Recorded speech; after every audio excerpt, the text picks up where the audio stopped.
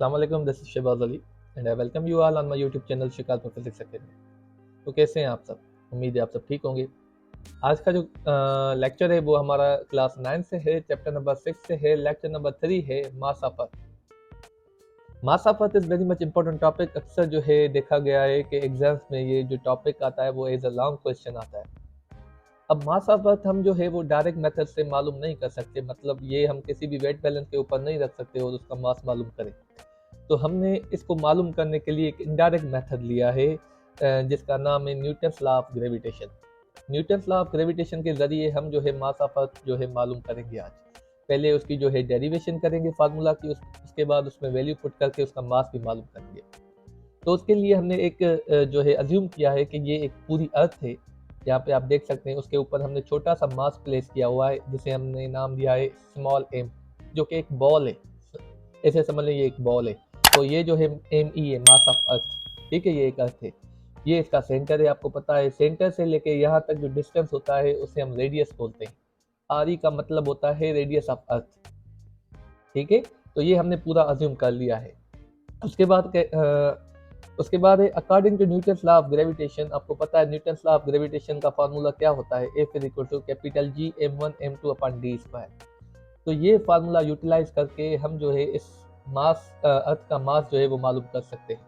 तो चले ये फार्मूला हम यूटिलाइज करते हैं। आपको पता है यहाँ पे ये दोनों मासेस जो हैं, एक तो ये स्मॉल एम है और दूसरी m2 जो है वो मास ऑफ अर्थ है।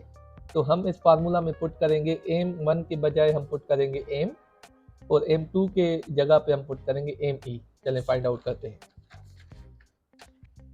तो फार्मूला बन जाएगा f is equal to g, m1 के बजाय हम पुट करेंगे m और m2 के बजाय हम पुट करेंगे मास ऑफ अर्थ डिवाइडेड बाय, और डिस्टेंस जो है हमारा, आप देखें यहाँ पे डिस्टेंस क्या है।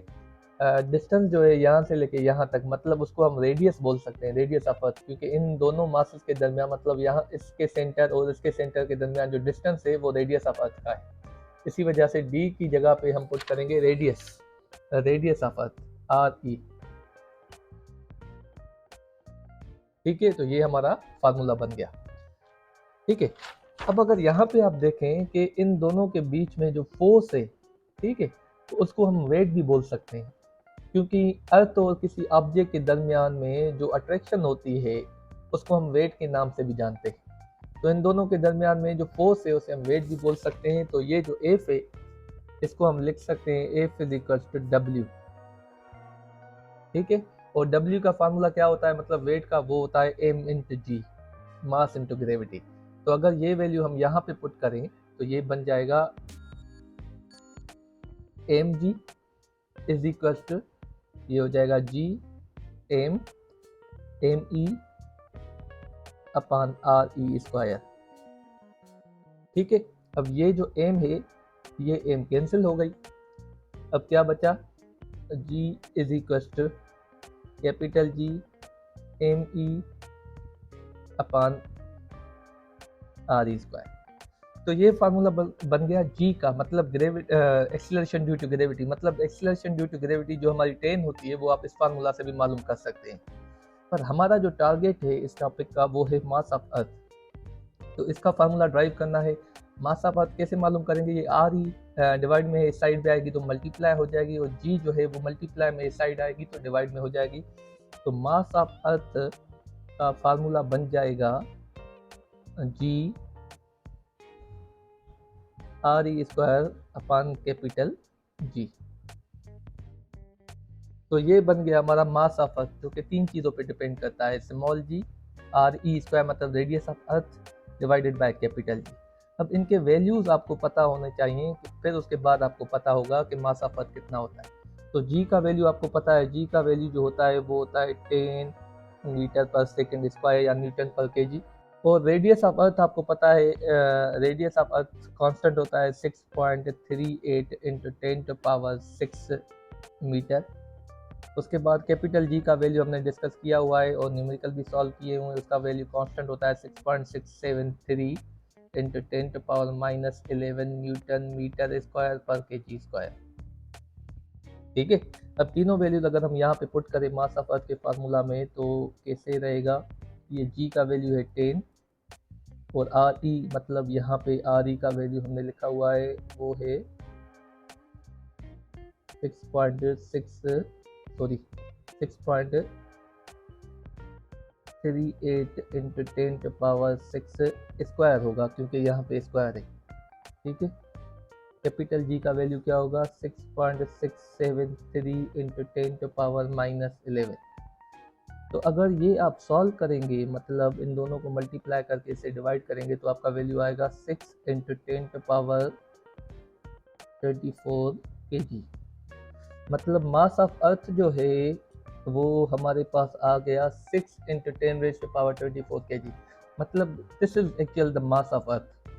ठीक है, जो हमने फाइंड आउट कर लिया है वो कैसे किया, इस फार्मूला की मदद से किया, G/E²/कैपिटल। ठीक है, तो इस फार्मूला की मदद से हम किसी भी प्लेनेट का जो मास है मालूम कर सकते हैं, भले वो अर्थ से बड़ा हो या अर्थ से छोटा हो। ये फार्मूला सिर्फ मास ऑफ अर्थ के लिए नहीं है, किसी भी प्लेनेट के लिए है। आप जुपिटर का मास मालूम कर सकते हैं, सैटर्न का, यूरेनस का, नेपच्यून का, किसी का भी। चलिए, आपका फर्दर कॉन्सेप्ट क्लियर करने के लिए हम एक जो है न्यूमेरिकल सॉल्व करते हैं, जिसकी मदद से आपका जो है कॉन्सेप्ट जो है कंप्लीट क्लियर हो जाएगा। तो न्यूमेरिकल में कहता है calculate the acceleration due to gravity on a planet that has mass 2 times to the mass of Earth and radius 1.5 times to the radius of Earth. If the acceleration due to gravity on the surface of Earth is 10 meter per second square, calculate the acceleration due to gravity on the planet. मतलब एक unknown planet है, किसी का नाम नहीं है, जिसका जो मास है वो अर्थ से ट्वाइस है, डबल है, 2 टाइम्स, और उसका जो रेडियस है वो अर्थ से 1.5 टाइम्स लार्जर है, ज़्यादा है। तो ऐसे प्लेनेट का हमें जो है वैल्यू ऑफ जी मालूम करना है, जो कि अर्थ पे तो होता है 10 मीटर पर सेकेंड स्क्वायर। देखते हैं उस प्लेनेट पे कितना है। तो सबसे पहले डेटा बनाते हैं। अब आपको पता है, पहले तो हमें जो है मास चाहिए उसका। ठीक है, तो हम लिखते हैं मास ऑफ प्लेनेट, कोई भी है मास ऑफ प्लेनेट है जिसका वो है ट्वाइस ऑफ मास ऑफ अर्थ, ऐसे लिखते हैं। ठीक है, 2me मास ऑफ अर्थ तो हमें पता है। और जो है उसका जो रेडियस है, तो रेडियस ऑफ प्लेनेट हम ऐसे लिखते हैं rp, और उसको लिखते हैं 1.5 rp, क्योंकि वो 1.5 टाइम्स ज़्यादा है अर्थ से। ठीक है, और अर्थ का आपको पता है जी जो है वो दिया हुआ है 10 मीटर पर सेकंड स्क्वायर। ठीक है, चलें अब जो है कैपिटल जी का हमें वैल्यू पता है, वो होता है 6.673 इंटू 10⁻⁻11 न्यूटन मीटर स्क्वायर पर kg स्क्वायर। अब हमें मालूम क्या करना है, मालूम हमें जो है वो जी का वैल्यू करना है, जी ऑफ दैट प्लेनेट, जीपी। ये हमने अज्यूम किया हुआ है, आप पी डालें ना डालें वो आपकी मर्जी है। अब जी का वैल्यू कैसे मालूम कर सकते हैं, उसका फार्मूला क्या है। तो आपको पता है मास ऑफ अर्थ मालूम करते वक्त हमने जो है वो जी का वैल्यू भी, जी का फार्मूला भी मालूम किया था। ये देखें, ये है। इस फार्मूला की मदद से हम जो है जी का जो वैल्यू है किसी भी प्लेनेट के ऊपर हम मालूम कर सकते हैं, जो कि बराबर है कैपिटल जी me/r²। तो चलें ये वैल्यू लिखते हैं, फार्मूला लिखते हैं। क्या है फार्मूला, सॉल्यूशन लिखते हैं यहाँ पे। G is equals to capital G mass of earth upon r²। ठीक है, अब हमें जी जो है वो किसी पर्टिकुलर प्लेनेट पे मालूम करना है। तो ये जो जी है वो जो मास ऑफ अर्थ है, ठीक है, वो ट्वाइस है। ठीक है, इस प्लेनेट का जो मास ऑफ अर्थ है वो अर्थ के हिसाब से उससे ट्वाइस है। तो यहाँ पे हम लिख सकते हैं 2me, ठीक है, डिवाइडेड बाय, और रेडियस जो है वो 1.5 टाइम्स रेडियस ऑफ अर्थ है। तो हम भी लिख सकते हैं 1.5 re²। तो चलें वैल्यूज पुट करते हैं। GP value of G at planet, that planet, G का वैल्यू तो कांस्टेंट होता है 6.67 इंटू 10⁻11। ठीक है, मल्टीप्लाइड बाय 2 कांस्टेंट है। मास ऑफ अर्थ भी हमें मालूम किया हुआ है 6 into 10⁻24 kg, divided by 1.5 into radius of earth भी हमें पता है 6.38 इंटू 10⁻6 स्क्वायर है। तो यहाँ पे भी स्क्वायर हो जाएगा। अब आपको साइंटिफिक कैलकुलेटर की मदद से ये सारा कुछ जो है वो सॉल्व करना पड़ेगा। उसके बाद जो वैल्यू आएगा आपका वो आएगा 8.74 मीटर पर सेकंड स्क्वायर। मतलब उस प्लेनेट के ऊपर जो वैल्यू ऑफ जी है वो है 8.74 इंटू 10 सॉरी 8.74 मीटर पर सेकंड स्क्वायर। अर्थ पे है 10 मीटर पर सेकंड स्क्वायर, तो यहाँ पे 8.74 मीटर पर सेकंड स्क्वायर, मतलब अर्थ के मुकाबले में उसका वैल्यू ऑफ जी बहुत कम, थोड़ा सा कम है। ठीक है, तो ऐसे आपको जो है वो वैल्यू ऑफ जी किसी भी प्लेनेट का मालूम हो सकता है।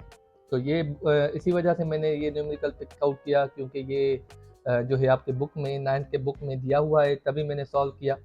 तो बिफोर लीविंग दिस वीडियो हम आपको एक न्यूमेरिकल देते हैं एज अ होमवर्क, वो आपको सॉल्व करना है और उसका जो जवाब है वो आपको कमेंट सेक्शन में हमें बताना है। तो उम्मीद है आज का लेक्चर आपको बहुत ही अच्छे तरीके से समझ में आया होगा। एनी क्वेश्चन क्वेरी जो रह गई हो तो आप कमेंट सेक्शन में पूछ सकते हैं। इंशाल्लाह will meet you in the next lecture. Thank you very much.